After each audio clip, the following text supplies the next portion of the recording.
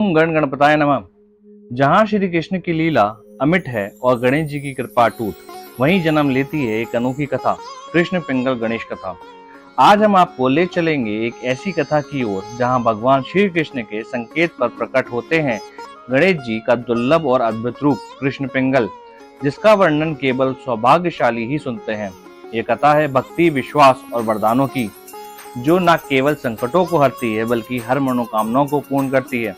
तो आइए ब्रह्म ज्ञान की इस अमूल्य कथा को सुने और जाने क्यों गणेश जी को कृष्ण पिंगल रूप में पूजना अत्यंत फलदायक और दुर्लभ माना जाता है।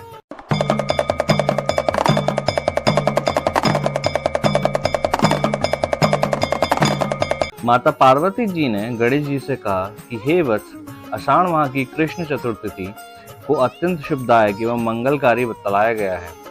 आप उसकी कथा, महात्म्य एवं विधान का वर्णन कीजिए। आषाढ़ माह के गणेश जी का क्या नाम है तथा उनके पूजन किस प्रकार करना चाहिए।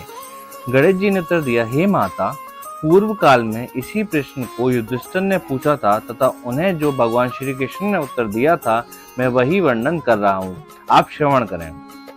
श्री कृष्ण जी कहते हैं, नरश्रेष्ठ युधिष्ठिर, गणेश जी के प्रतिकारक, विघ्न नाशक तथा धर्म ग्रंथों में वर्णित कथा को कह रहा हूँ, आप सुने।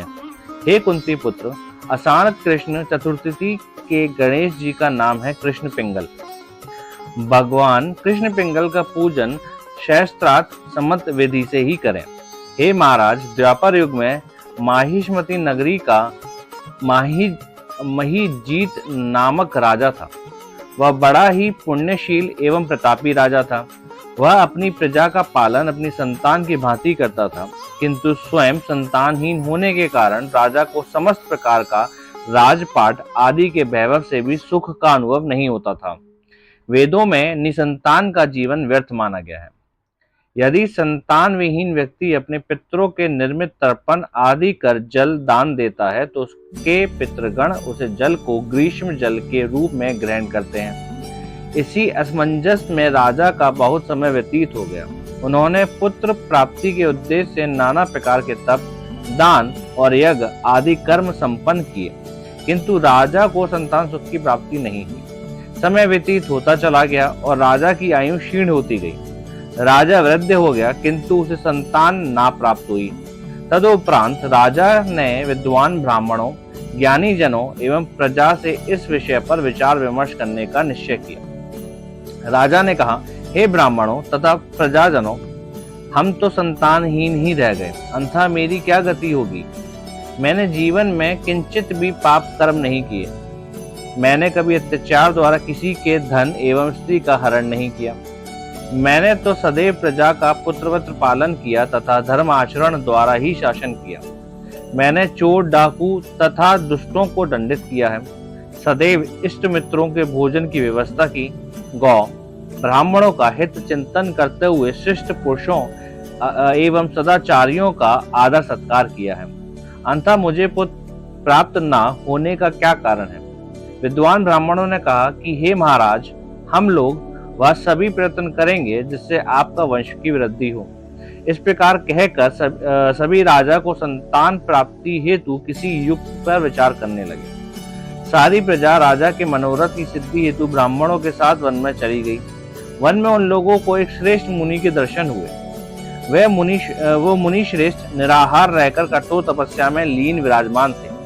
ब्रह्मा जी के समान वह आत्मजीत, क्रोधजीत तथा सनातन पुरुष थे।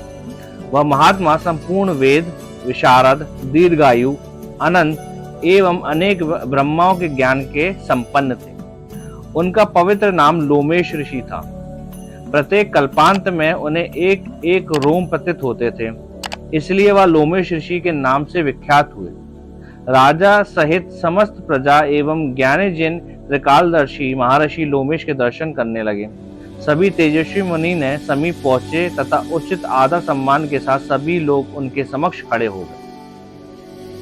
मुनि के दर्शन पाकर वहां उपस्थित सभी लोग प्रसन्न होकर परस्पर कहने लगे कि हम लोगों को सौभाग्य से ही ऐसे मुनि के दर्शन हुए हैं। इनके उपदेश से हम सभी को मंगल होगा।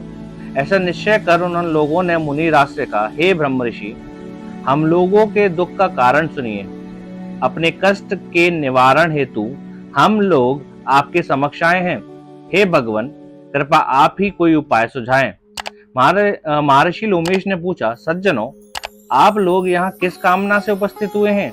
मुझे आपका क्या प्रयोजन है? कृपया स्पष्ट रूप से कहें, मैं आपकी सभी शंकाओं का निवारण करूंगा। प्रजाजनों ने उत्तर दिया, हे मुनिवर, हम माहेश्वती नगरी के निवासी हैं। हमारे राजा का नाम महीजीत है। वह राजा ब्राह्मणों का रक्षक, धर्मात्मा, दानवीर, शूरवीर तथा मधुरभाषी है। उस राजा ने हम लोगों का पालन पोषण किया है, परंतु ऐसे उत्तम राजा को आज तक संतान प्राप्ति नहीं हुई।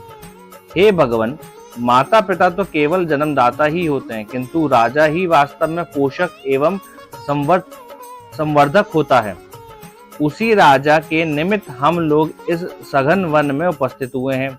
हे महर्षि, आप कोई ऐसी युक्ति बताइए जिससे राजा को संतान की प्राप्ति हो, क्योंकि ऐसे गुणवान राजा को कोई पुत्र ना हो, ये बड़े दुर्भाग्य का विषय है।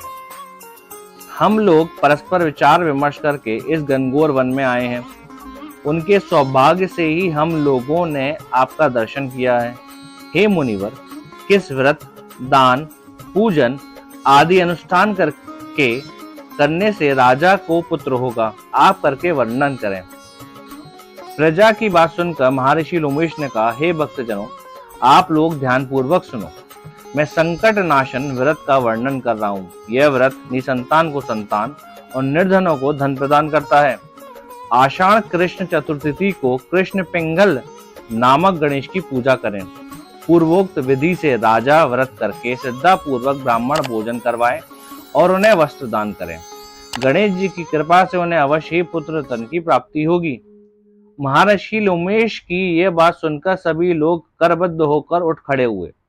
नतमस्तक होकर दंडवत प्रणाम करके समस्त प्रजा जन नगर में लौट आए। प्रजाजनों ने वन में घटित सभी घटनाओं का वर्णन राजा के समक्ष किया। प्रजाजनों की बात सुनकर राजा बहुत ही प्रसन्न हुए तथा उन्होंने श्रद्धा पूर्वक विधिवत गणेश चतुर्थी का व्रत करके ब्राह्मणों को भोजन, वस्त्र आदि का दान दिया। रानी सुदक्षिणा को गणेश जी की कृपा से सुंदर एवं सुलक्षण पुत्र प्राप्त हुआ। श्री कृष्ण जी ने कहा, हे राजन, इस व्रत का ऐसा ही दिव्य प्रभाव है। जो व्यक्ति इस व्रत को श्रद्धा पूर्वक करता है वह समस्त प्रकार से सांसारिक सुखों को भोगता है। हे महाराज, आप भी इस व्रत का विधि पूर्वक कीजिए। श्री गणेश जी की कृपा से आपकी सभी मनोकामनाएं पूर्ण होंगी।